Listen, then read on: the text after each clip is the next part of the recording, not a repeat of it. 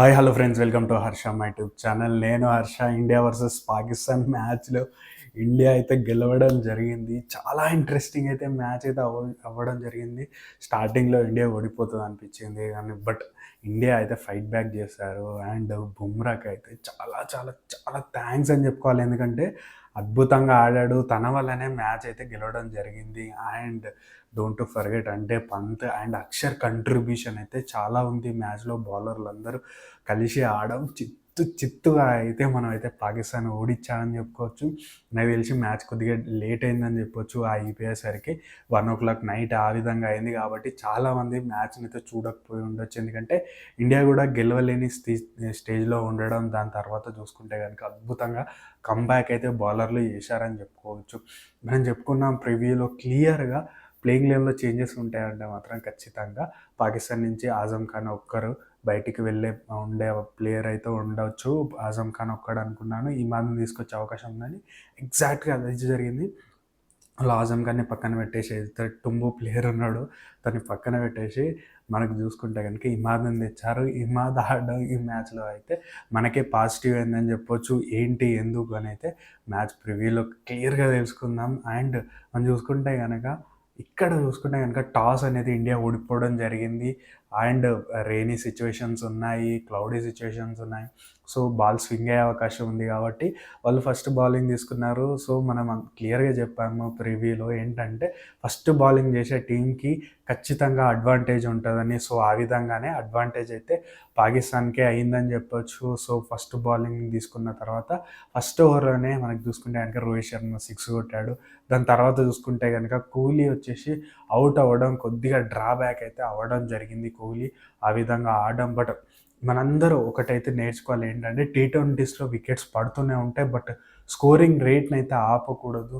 And మనం చూసుకుంటే కనుక కోహ్లీ అవుట్ అయిన తర్వాత రోహిత్ అండ్ పంతులు అద్భుతంగా ఆడారు. సో నో డౌట్ మంచి పార్ట్నర్షిప్ పుటప్ చేశారని చెప్పుకోవచ్చు. అండ్ రోహిత్ అవుట్ అయ్యాడు. రోహిత్ అవుట్ అయిన తర్వాత సూర్య వచ్చాడు. బట్ స్టిల్ మంచిగానే బ్యాటింగ్ చేశారు పంత్. అండ్ మనకు సూర్యాలు చూసుకుంటే కనుక కంట్రిబ్యూషన్ పార్ట్నర్షిప్ మంచిగా ఉంది. పంత్ అయితే అద్భుతంగా ఆడుతున్నాడని చెప్పొచ్చు. 10 overs అయ్యేసరికి మన స్కోర్ 80 ఉంది. అక్కడి నుంచి చూసుకుంటే కనుక ఈజీగా 160, 170 ఈజీగా స్కోర్ చేయొచ్చు అన్న సిచ్యువేషన్ నుంచి 120కి ఆల్అవుట్ అయిపోయారని చెప్పొచ్చు. అండ్ ఇక్కడ చూసుకుంటే కనుక మంచి షాట్స్ అయితే ఆడలేదని చెప్పొచ్చు. చూసుకుంటే కనుక ఏదైతే సూర్య ఆడాడో ఆ షాట్ అక్కడ అవసరం లేదు. ఆ పిచ్ మీద అట్లాంటి షాట్స్ అయితే అవ్వవు. సో ఓవర్ ది వికెట్ అది చూసుకుంటే కనుక 30 yards నుంచి ఓవర్ ది ఫీల్డర్ కొడదామని ట్రై చేస్తూ ఆఫ్ సైడ్లో మిడ్ ఆఫ్లో దొరికేశాడు సూర్య. అక్కడి నుంచి వికెట్స్ పడడం స్టార్ట్ అయ్యాయి. T20స్లో ఏంటంటే వికెట్స్ పడుతూనే ఉంటాయి. బట్ ఏంటంటే వికెట్ తర్వాత వికెట్ ఎప్పుడు పడకూడదు. బట్ శివం దుబే వచ్చాడు. శివం దుబే ఏదైతే చెన్నై సూపర్ కింగ్స్ చేశాడో అదే మళ్ళీ రిపీట్ చేశారని చెప్పొచ్చు ఇండియాకి. తను స్ట్రైక్ రొటేట్ చేస్తే సరిపోద్ది, సింగిల్ తీస్తే సరిపోద్ది.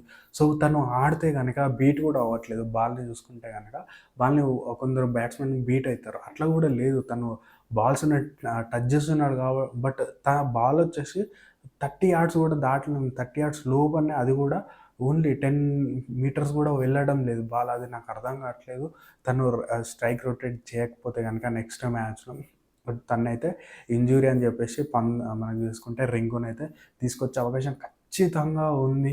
సో అక్కడ చూసుకుంటే కనుక మ్యాచ్ అనేది అక్కడి నుంచి వికెట్స్ పడ్డాయి. దాని తర్వాత చూసుకుంటే కనుక మనకు ఇక్కడ శివం దుబే అవుట్ అవ్వడం, వెంటనే వచ్చిన మనం చూసుకుంటే జడేజా వెంటనే అవుట్ అయిపోవడం.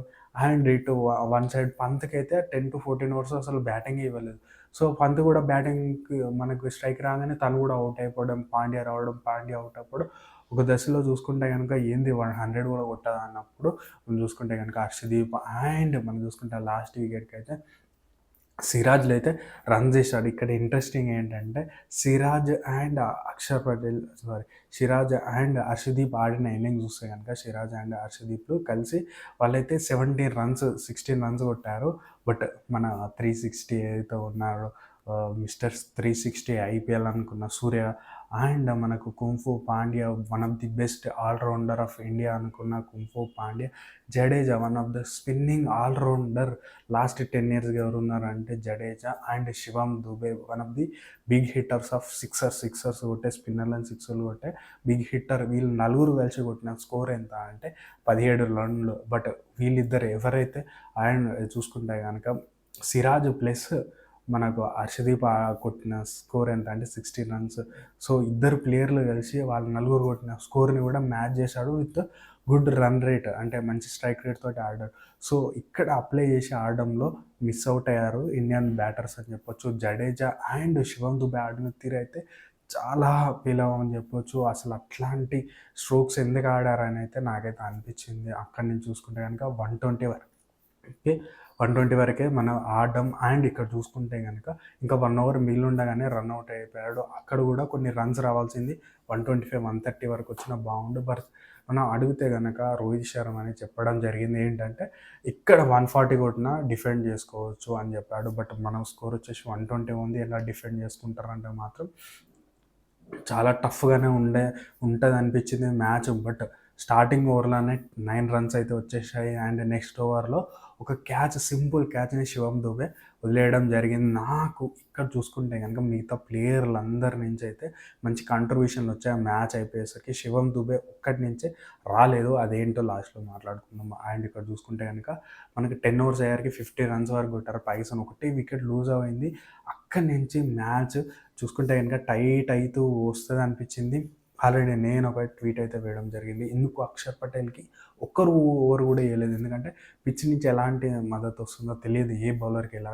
సో అక్షర్ పటేల్ని వేయించాలి అని నేనైతే ట్వీట్ చేయడం, ఎందుకు వేయించట్లేదు. దెన్ నెక్స్ట్ ఓవరే చూసుకుంటే కనుక పవర్ ప్లే అయిపోయింది. దాని తర్వాత 10 ఓవర్స్ అయిపోయిన తర్వాత ఏదైతే స్ట్రాటజిక్ బ్రేక్ అయితే రావడం, అక్కడ చూసుకుంటే కనుక వెంటనే అక్షర్ పటేల్కి బౌలింగ్ వేయడం, అక్కడ తను వికెట్ తీసి పెట్టడం, అక్కడి నుంచి కొద్దిగా వాళ్ళ వికెట్లు స్టార్ట్ అయ్యాయని చెప్పుకోవచ్చు. బట్ బుమ్రా వేసిన ఓవర్ అయితే చాలా క్రూషియల్ ఓవర్ అని చెప్పుకోవచ్చు. చూసుకుంటే కనుక రిజ్వాన్ అవుట్ అవ్వడం అయితే ఓపెన్ అయ్యాయి. అక్కడి నుంచి చూసుకుంటే కనుక ఫకర్ రావడం, ఫకర్ కూడా ఒక 6 కొట్టాడు, ఏంట్రా బాబు అనుకున్న సిచ్యువేషన్లో తను అవుట్ అయిపోయాడు. పాండ్యా అద్భుతంగా బౌలింగ్ వేశాడు. తను చూసుకుంటే కనుక ఫకర్ను అవుట్ చేయడం. దాని తర్వాత చూసుకుంటే కనుక ఇమాద్ వచ్చాడు. ఇమాద్ ఎక్కడ కూడా బాల్ని టైమింగ్ చేసినట్టు అనిపించలేదు. సో మనం చూసుకుంటే కనుక మనం చూసుకుంటే మరో శివం దుబే అయ్యాడని చెప్పుకోవచ్చు.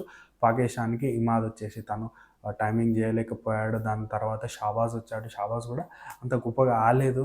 సో తన్ని కూడా షార్ట్ పిచ్ బాల్తో పాండ్యా అవుట్ అయితే చేయడం జరిగింది. దాని తర్వాత చూసుకుంటే కనుక మనకైతే వికెట్స్ పడుతూనే ఉన్నాయి. బుమ్రా, సిరాజ్ వీళ్ళు మంచిగా బౌలింగ్ వేయడం జరిగింది. బట్ అక్షర్ పటేల్ వచ్చి 16th ఓవర్ వేశాడు. చాలా క్రూషియల్ ఓవర్. ఆ ఓవర్లో 2 రన్స్ వచ్చాయి. చాలా క్రూషియల్ ఓవర్ అని చెప్పొచ్చు. దాని తర్వాత చూసుకుంటే కనుక మిగతా వికెట్స్ పడుతూ వచ్చాయి. మనం చూసుకుంటే 19th ఓవర్ వచ్చేసి బుమ్రాకి వచ్చింది. బుమ్రా అయితే అద్భుతంగా వేశాడు. అక్కడ చూసుకుంటే కనుక ఇఫ్తికార్ని అవుట్ చేయడం, దాని తర్వాత లాస్ట్ ఓవర్లో చాలా హెక్టిక్ టాస్కే ఉంది. 19 రన్స్ వరకు ఏదో కొట్టాల్సిన అవసరం ఉన్నప్పుడు చూసుకుంటే కనుక 2 4లు కొట్టారు. దెన్ అంత దగ్గరికి అయితే రాలేకపోయారని చెప్పుకోవచ్చు. హర్షదీప్ కూడా అద్భుతంగా బౌలింగ్ వేసి అయితే మనకైతే మ్యాచ్ని అయితే గెలిపించడం జరిగింది. మెయిన్గా కంట్రిబ్యూషన్స్ ఎవరు ఉన్నాయంటే ఈ మ్యాచ్లో మాత్రం ఖచ్చితంగా నేను చెప్పాల్సింది బుమ్రా, అక్షర్ పటేల్. ఏదైతే అక్షర్ పటేల్ తను 2 ఓవర్లో 5 రన్స్, అంటే 5 రన్ రేట్ ప్రకారం ఇచ్చి 10 రన్స్ ఇచ్చి ఒక వికెట్ తీయడం, అండ్ తన కంట్రిబ్యూషన్ బ్యాట్తో 20 రన్స్ కొట్టాడు. చాలా అద్భుతమైన ఇన్నింగ్స్ అని చెప్పొచ్చు ఈ పిచ్ మీద. అండ్ నెక్స్ట్ అయితే హార్దిక్ పాండ్యా తన బ్యాటింగ్తో ఫెయిల్ అయినా సరే తను బౌలింగ్తో అయితే అద్భుతమైన బౌలింగ్ అయితే వేయడం జరిగింది.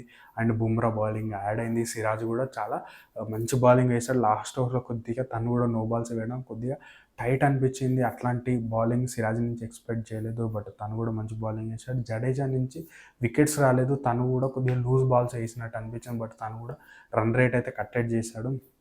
ఓవరాల్ బౌలింగ్ చూసుకుంటే కనుక మంచిగా అనిపించింది. ఈ మ్యాచ్లో చాలా కంట్రిబ్యూషన్స్ ఉన్నాయని చెప్పుకోవచ్చు. మనకు చూసుకుంటే కనుక సూర్య తన బ్యాటింగ్తో ఫెయిల్ అయినా తన అద్భుతమైన క్యాచ్ పట్టడం బాబర్ది అది టర్నింగ్ పాయింట్ అయిందని చెప్పుకోవచ్చు. వికెట్ స్టార్టింగ్ అక్కడే అయింది.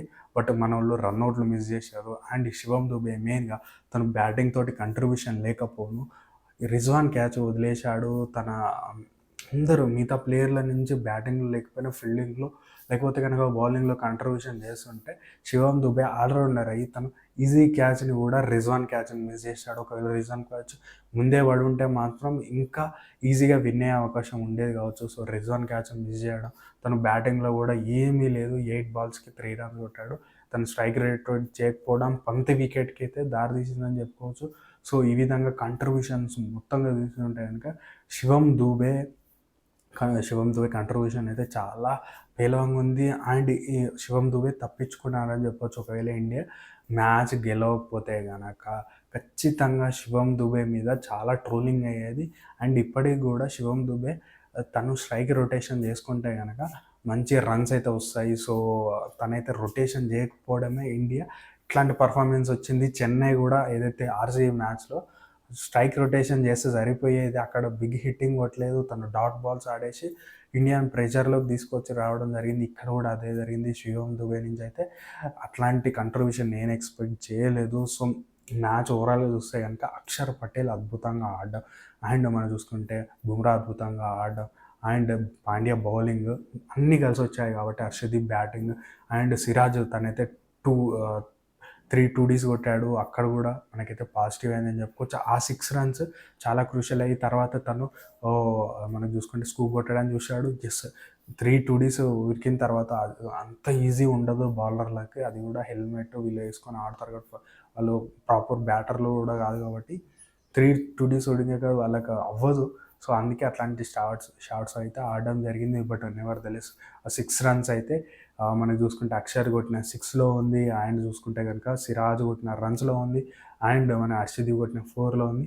ఈ 6 రన్సే మనల్ని గెలిపించాయని చెప్పుకోవచ్చు. సో, ఓవరాల్‌గా చూసుకుంటే గనుక ఇండియా వచ్చేసి క్వాలిఫికేషన్ దగ్గరగా ఉంది. అండ్ మనం చూసుకుంటే గనక మనకి అమెరికా కూడా క్వాలిఫికేషన్ ఉంది. గ్రూప్ నుంచి పాకిస్తాన్ వెళ్ళే అవకాశాలు చాలా తక్కువ ఉన్నాయి. అండ్ మిగతా టీమ్స్ నుంచి కూడా ఏ టీమ్స్ వెళ్తాయి, ఏ టీమ్స్ ఛాన్సెస్ ఉన్నాయని ఆల్రెడీ వీడియో తీసి పెట్టేశాను.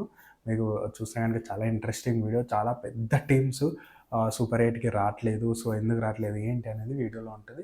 చెక్అవుట్ అయితే చేయండి. ఇండియా అయితే నెక్స్ట్ ఇంకా 2 మ్యాచ్‌లో ఒక మ్యాచ్ గెలిస్తే ఈజీ క్వాలిఫికేషన్ అయితే అయిపోతారు. సో, ఇండియా ఈజీ మ్యాచ్‌లు ఉన్నాయి కాబట్టి ఇండియా అయితే సూపర్ 8లోకి వచ్చేస్తది. మిగతా సూపర్ 8 వచ్చే టీమ్స్ ఏంటో ఆల్రెడీ వీడియో ఉంది కాబట్టి వీడియో చేసి నాకైతే నా వీడియో నచ్చితే కనుక ఖచ్చితంగా సపోర్ట్ చేయాలని నేనైతే అడుగుతున్నాను. సబ్స్క్రిప్షన్ చేసుకుంటే చాలు. మిగతా ఏం చేయాల్సిన అవసరం లేదు కాబట్టి ఇండియా ఈసారి వరల్డ్ కప్ కొట్టాలి. కొట్టేదాకా ఇలాంటి బ్లూ జెర్సీలే వేసాను. వేరే కలర్ జెర్సీస్ అయితే వీడియోస్‌లో వేయనని అయితే నేనైతే అనుకుంటున్నాను. ఇండియా అండ్ మిగతా ఏ టీమ్స్ సూపర్ 8లోకి వస్తాయని మీరు అనుకుంటున్నారు కామెంట్ రూపంలో తెలియజేయండి. అండ్ మనమైతే మ్యాన్ ఆఫ్ ది మ్యాచ్ ఎవరు గెలుస్తారని పోల్ పెట్టడం జరిగింది. పోల్‌లో గనుక నేనైతే పంత్ ఫస్ట్ పేరు ఇచ్చాను. సెకండ్ పేరు బుమ్రాకి ఇచ్చాను. థర్డ్ పేరు రోహిత్‌కి ఇచ్చాను. ఫోర్త్ కోహ్లీ అయితే ఇవ్వడం జరిగింది. చూసుకుంటే గనుక 27% మన సబ్స్క్రైబర్లు అయితే ఇండియా ఇది Bumrah man of the match గెలుస్తారని చెప్పడం జరిగింది. అదే అయింది. అండ్ ఇండియా మ్యాచ్ గెలుస్తుంది 80% ప్రెడిక్ట్ చేశారు.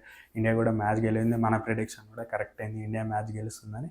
సో, నెక్స్ట్ వీడియో కోసం అయితే ఖచ్చితంగా ట్యూన్ అయితే చేసుకోండి ఆ ఛానల్‌ని. Thank you.